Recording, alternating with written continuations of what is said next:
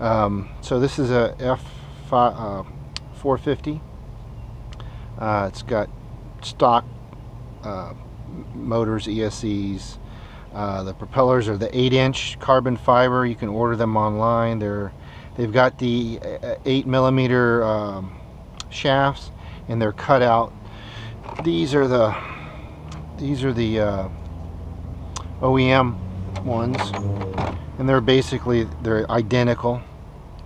So you can see this is identical propeller. It's even got on the carbon fiber ones, they've got the little notches that slip over the OEM motors. The profile and stuff is identical. They weren't too bad out of balanced. The difference between the two is these plastic ones are very flexible, and the carbon fiber, they don't bend at all. Performance wise, I honestly couldn't tell that big of a difference between the two. It's not like night and day. It did seem that the carbon fibers were a little bit more responsive, quicker. Not by a long shot. I mean, I put the plastic ones back on. I think I built just as happy with them. I'm not quite sure when I go to get replacements what I'm going to buy yet.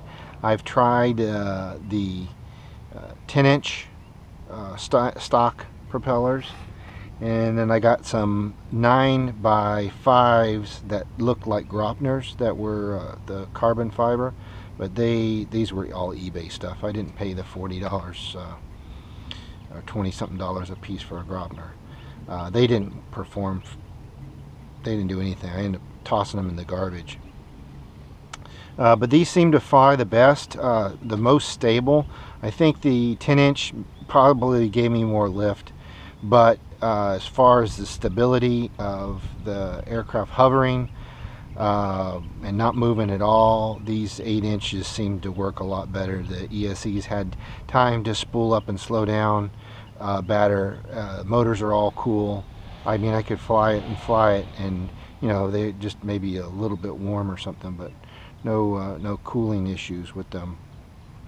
So that's the propellers. I've got a folding GPS. This has the NASA M2 antenna on it,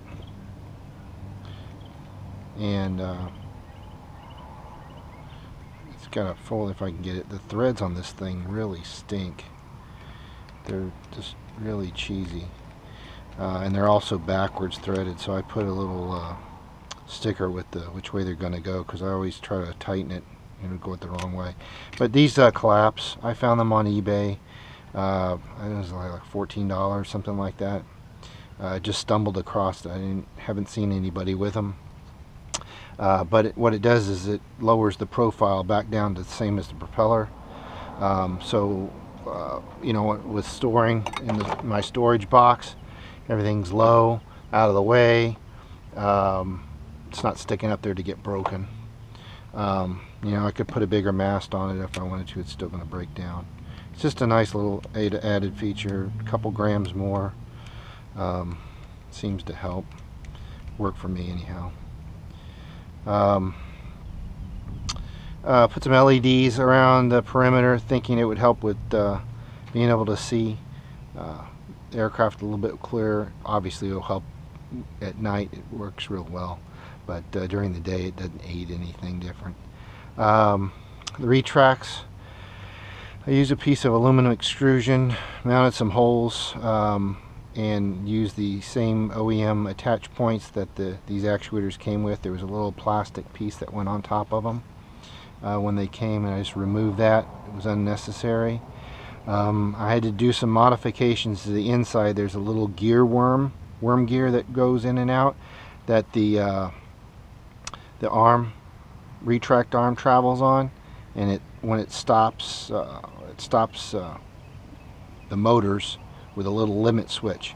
And so in this application I had to reduce the travel in the up position because of the angle that these legs are. So I used a piece of a zip tie and drilled it out. And basically, you see the knot here on the zip tie. Basically, just cut that out, drilled a hole in the middle of it where it was, and used it as a shim to so when the actuator comes out, it stops. If you've ever taken them apart, you can see what I'm talking about. One thing that was new to me, because this is all new, there's some Allen screws in here, and that's how you pull these retracts out. Took me a while to figure that one out. The design that I used isn't really as good. Maybe I would have redone it again later, because I can't get a wrench in there to tighten these nuts up. I had to use a screwdriver and kind of pry it. I got a little bit of wobble in that I used some epoxy and formed some shims, because the round to a flat and a round to a flat surface.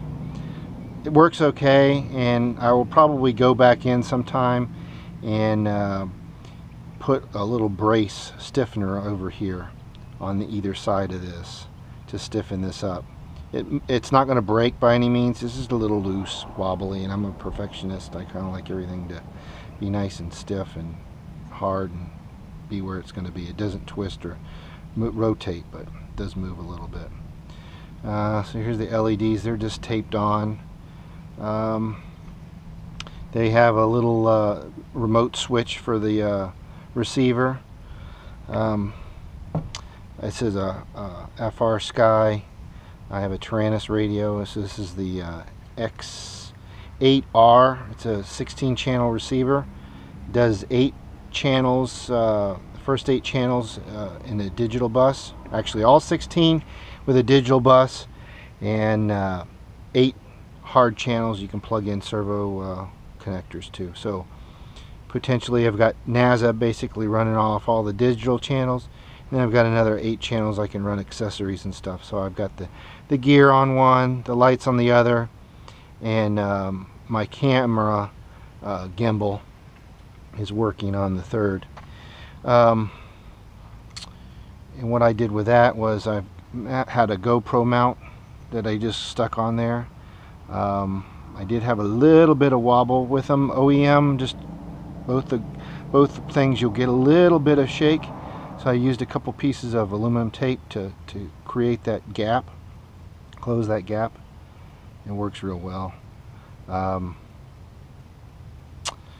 Anyhow, that's the mods for the aircraft. So this is my gimbal. It's a Taro 2 axis gimbal, and I used the same extrusion and attached it with some shimming and epoxy, made some shims and stuff to get this out of the way so I can get my fingers in here and release the lever of it. And it seems to work okay.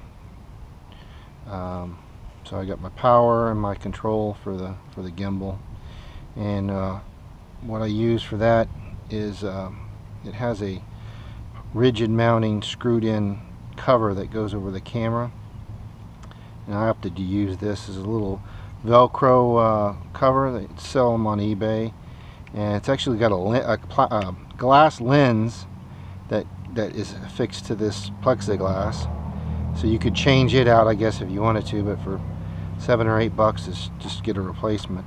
But this is Velcro, and it's also stretchy, so it has a little bit of elastic stretch. So you would put over the camera and then just slip it on here. It stays in place. I haven't lost anything yet. It's fairly secure, the camera. You know, it's moving, so the G's are reduced just by the gimbal effect itself. So that's that. Let's see, what else can I talk about? I always fly with a little alarm on the batteries. This is using a Nanotech 5000 milliamp hour. Probably getting around 8 to 10 minutes flying with everything on it. with all this, I've exceeded the manufacturer's weight limit by 100 grams. So I've considered getting a smaller 250 2800 battery, which will get me back into the manufacturers, but I'm mainly using this for aerial photography, video, and I've got slow movements and things like that, so I'm not doing any crazy stunt flying. But you can definitely tell with all the extras and stuff that's on this, it's a little bit slower than just the stock streamlined aircraft with a, you know, a 2800 battery. So anyhow, that's kind of my what I've done. I don't really have anything else that I'm going to be doing with it. I've tried the different props, got everything set up that I can you know, retract the gear, put it in, take these off, put it in a box. It's all still the same format or size that it comes from the factory, so I can package it up and take it somewhere. My hopes is to, you know, I could put it in a backpack or whatever else, collapsible. Seems to do pretty well. So I'll take a little video now of it flying around just without the gimbal on, and then I'll put the gimbal on and we'll give a little go and see how she does. Do a little flying around and see what she's going to do. A little video, just the stock.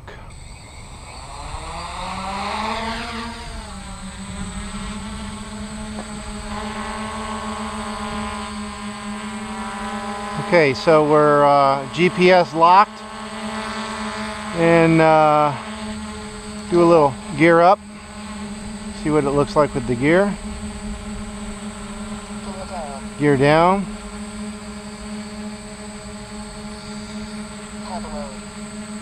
So we're still doing good with the hover mode.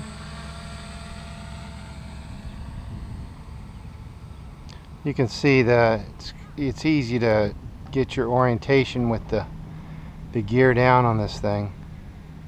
When I go ahead and flick the gear up, it's kind of hard to tell which way she's going, although she looks pretty cool with the gear up.